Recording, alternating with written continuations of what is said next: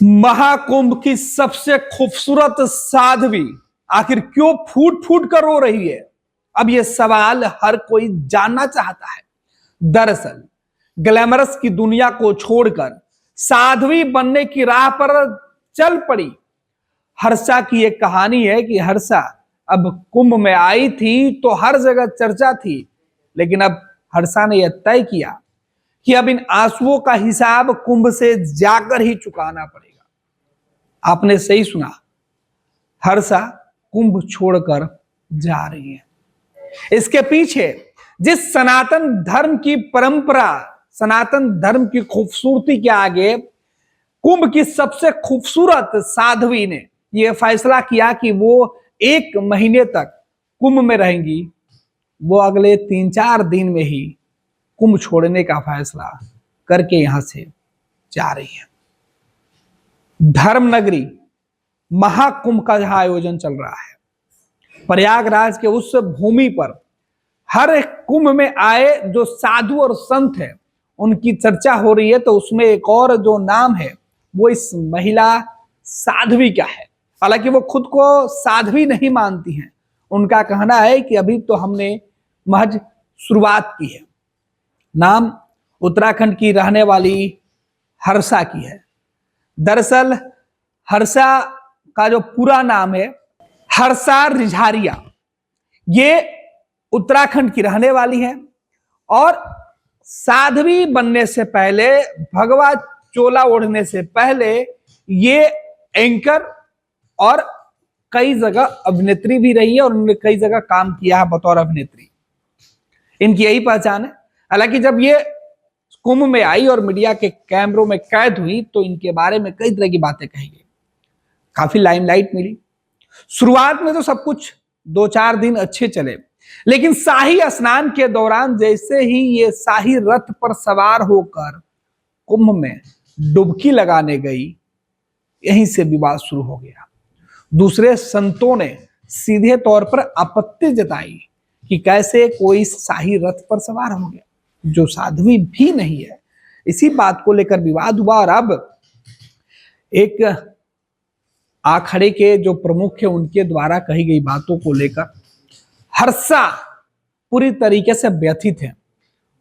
उन्हें कई तरह से ऑफर भी आ रहे थे, लेकिन उन तमाम ऑफरों को छोड़कर उन्होंने यह तय किया कि अब वो नहीं रहेंगी। जो कुंभ की नगरी है, उस कुंभ में जो 13 जनवरी से कुंभ शुरू होकर जो है वो फरवरी के महीने तक चलने वाला है, इस कुंभ से वो छोड़कर जा रही हैं। फिलहाल कुंभ में एक छोटी सी टेंट में अपने आप को कैद कर लिया है। रोते हुए उनके आंसू जवाब मांग रहे हैं कि मेरी खता क्या है। दरअसल जिस सनातन धर्म को लेकर हर्षा ने यह तय किया कि आगे के जीवन वो इसी धर्म के प्रचार प्रसार में व्यतीत करेंगी, उसी धर्म के रक्षकों ने उन पर सवाल उठा दिया है। दरअसल कुंभ में स्नान के दौरान वो जिस रथ पर सवार थी उसमें वो भगवा चोला शॉल ओढ़ी हुई थी और इसी भगवा धारण करने पर हर्षा से सवाल पूछा जा रहा है। हर्षा को लेकर, उनकी पुरानी जीवनी को लेकर, उनके होने वाले भविष्य को लेकर तरह तरह की अटकलें। उन तमाम सवालों का जवाब हर्षा के पास उनके आंसू हैं। आखिर क्यों फुट फुट कर हर्षा रो रही है? हर्षा से आखिर कौन सा ऐसा जो सवाल है जिसे उन्हें अंदर तक झकझोर दिया है? हर्षा क्यों कह रही हैं कि मेरे खिलाफ बोलने वालों को पाप लगेगा, मेरे ऊपर कीचड़ उछालने वालों को तो मैं बर्दाश्त कर सकती हूं, लेकिन मेरे गुरु के ऊपर कटु शब्द बोलने वालों को मैं कैसे बर्दाश्त करूं? ये बोल हर्षा फपक फपक कर रो रही है। ये तस्वीरें आपको हैरान कर सकता है। ये तस्वीर धर्म की नगरी से निकलकर सामने आई है, जहां एक साध्वी को केवल इसलिए दंडित किया जा रहा है कि वो सुंदर है। उसने अपने उस अवस्था में, जिस अवस्था में लोग धन संपत्ति शोहरत के पीछे भागते हैं, उसने सनातन धर्म को चुना और भक्ति के रास्ते पर चलने का फैसला किया। क्या यही गुनाह हर्षा ने किया? पहाड़ों में जन्मी हर्षा जब आगे बढ़ी तो कई पत्थरों की ठोकर खाकर वो अलग अलग जगहों से होते हुए ग्लैमर्स की दुनिया में पहुंची और वहां उन्होंने काम किया, जीवन यापन करने के लिए उन्होंने काम किया और उस काम को खूबसूरती से किया। हर्षा की खूबसूरती अब जिस काम में उनको परफेक्शन दे रही थी उसे छोड़कर, तमाम लाइमलाइट को छोड़कर अचानक हर्षा ने फैसला किया कि नहीं, वो किसी और चीज के लिए बनी है। लिहाजा उन्होंने साधु संतों के डेरे में हाजिरी लगाई और वहीं एक गुरु के शिष्या बन गई, दीक्षा ली और वापस इसी बीच इस कुंभ में हर्षा को मौका मिला कि वो अपने आश्रम के जो गुरु हैं उनके शिष्या के तौर पर वो भी गंगा में डुबकी लगाए। लेकिन उनके अमृत स्नान के साथ ही कुंभ में हर जुबा पर यह चर्चा शुरू हो गई कि आखिर हर्षा कैसी साध्वी है, उनका चरित्र कैसा है, वो साध्वी बनने से पहले क्या करती थी, इसकी परत दर परत खोजी जा रही है। एक एक मिम्स निकाले जा रहे हैं। हर्षा इसे बर्दाश्त नहीं कर पा रही है और अपने आंसू को रोक नहीं पा रही है। तमाम मीडिया चैनलों को इंटरव्यू देते समय खुद को कोस रही हैं, अपनी खूबसूरती को कोस रही हैं, अपने पढ़े लिखे होने का जो गुरूर उन्हें था वो उसको कोस रही हैं, अपने उस फैसले को कोस रही हैं कि जब उन्होंने साध्वी जीवन जीने का फैसला किया, ग्लैमर्स की दुनिया को छोड़कर संत और सन्यासी बनने का फैसला किया। हर्षा ने अपने ऊपर लगे आरोपों के बाद कहा कि मैं ना कोई मॉडल हूं और ना ही कोई संत, मैं सिर्फ एक एंकर और एक्ट्रेस थी।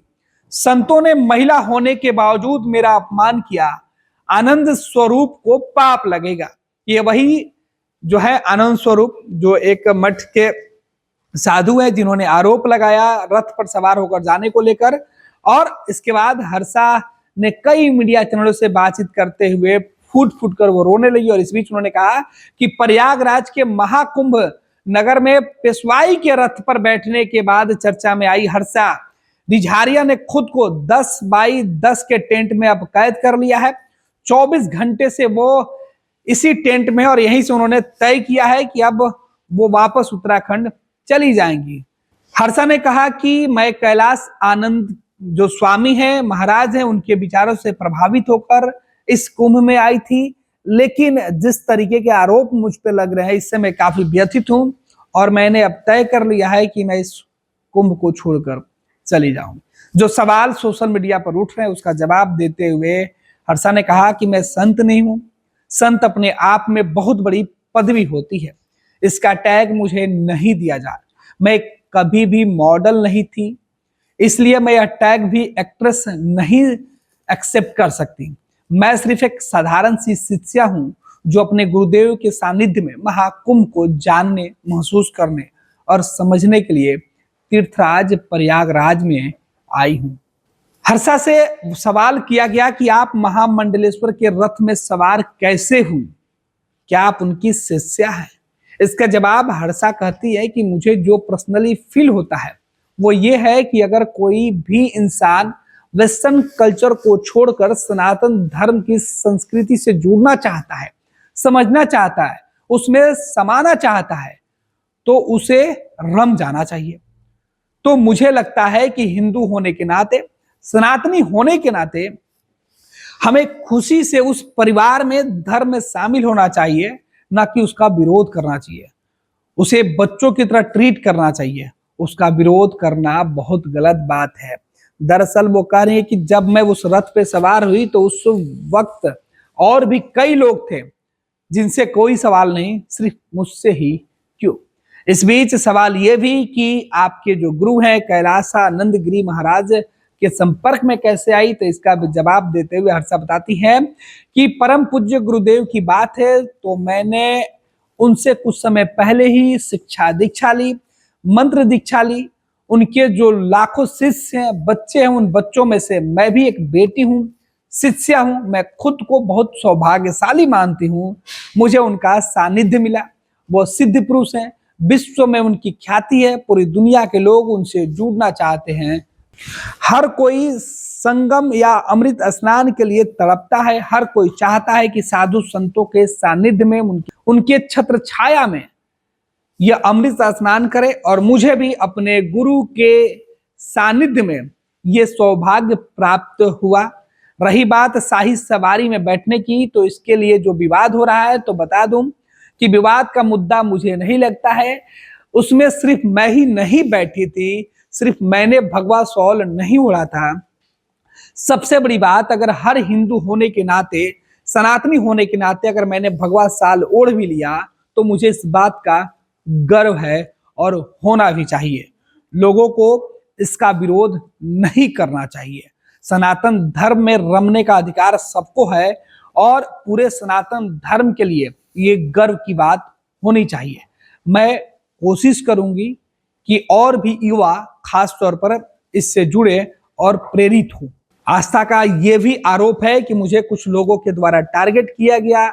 मेरे अलावा बहुत से गृहस्थ लोग भी बैठे थे, जिनका अपना परिवार है, बच्चे हैं, माँ बाप हैं, लेकिन मुझे लगता है कि मुझे टारगेट किया जा। मैं सिर्फ अपने निरंजनी आंकड़े में गृहस्थ लोग नहीं है, अलग अलग आंकड़ों की शाही सवारी में गृहस्थ लोग बैठे थे। क्या यह विवाद का मुद्दा नहीं हो सकता है? अगर किसी बच्चे से गलती हो जाती है तो उसे समझना चाहिए, लेकिन उसे विवादों में घेरना, नाम खराब करना गलत है। उससे साध्वी टाइटल देकर, मॉडल देकर इस तरीके से अपमानित करना, यह सरासर गलत है। इन तमाम विवादों के बाद हर्षा का कहना है कि अब मुझे बहुत कष्ट हो रहा है। मैंने सोचा था कि 144 साल बाद यह पूर्ण महाकुंभ आया है। मैं बहुत सी उम्मीदें लेकर आई थी, शायद यह जिंदगी का पहला और आखिरी पूर्ण महाकुंभ है। मैंने सोचा था कि पूज्य गुरुदेव के सानिध्य में धर्म, संस्कृति और कुंभ के बारे में जानूंगी। युवा होने के नाते मैंने सोचा था कि ऐसे संतों से मिलूंगी जो आम लाइफ से दूर रहते हैं।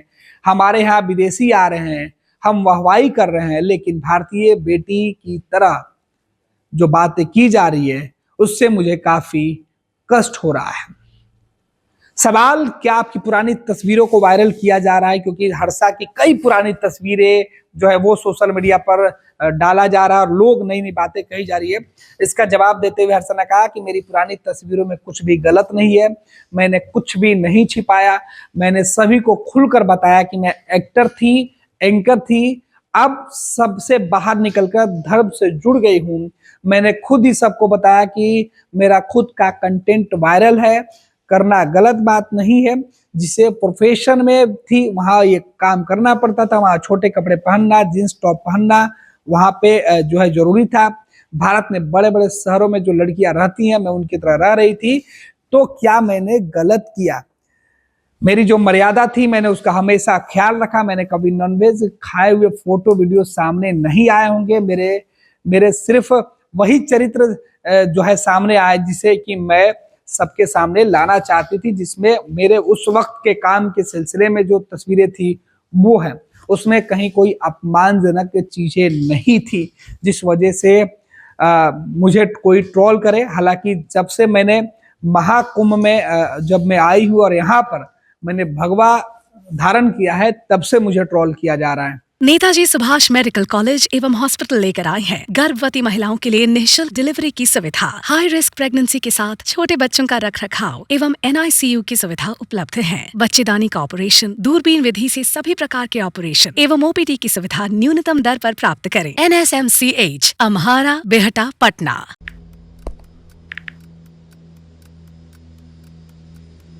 हैप्पी न्यू ईयर भाई। Happy new year. काहे रे भाई, तोर जिंदगी में ऐसा का हो गल कि तोरा की नौका साल हैप्पी लाग रहल बा? मतलब ई कि नयका साल तो आ गइल, हाँ, लेकिन बदले वाला का बा? उहे पर्चा लीक होई, उहे नौकरी खातिर मारा मारी, काम धाम के चक्कर में पलायन, उहे बेरोजगारी, मेडल लटकत रही गला में, माथा पर दुख और चिंता के गोड़ छपाई, सरकार से हक के खातिर रोवा, धरना, प्रदर्शन, लाठी खा, मार खा, थप्पड़ खा। 20 साल से दुख चिपकल बा, कहवा से हैप्पी हो रे भाई? बात तो तू एकदम सही बोला था। अब बता, बिहार के युवन के न्यू ईयर कब हैप्पी हो? देखो बिहार के युवन के न्यू ईयर तो तब हैप्पी हुई जब हमनी सब मिल के नया सरकार बनावल जाए। अरे हैप्पी न्यू ईयर। नया साल, नई सरकार, नया संकल्प, नया बिहार। 26 वर्षों में 17,000 से अधिक डॉक्टर बना चुका बिहार एवं झारखंड के छात्रों एवं अभिभावकों के बीच सर्वाधिक विश्वसनीय एवं लोकप्रिय संस्थान गोल, नेशंस लीडिंग इंस्टीट्यूट। हमारा विश्वास गोल के साथ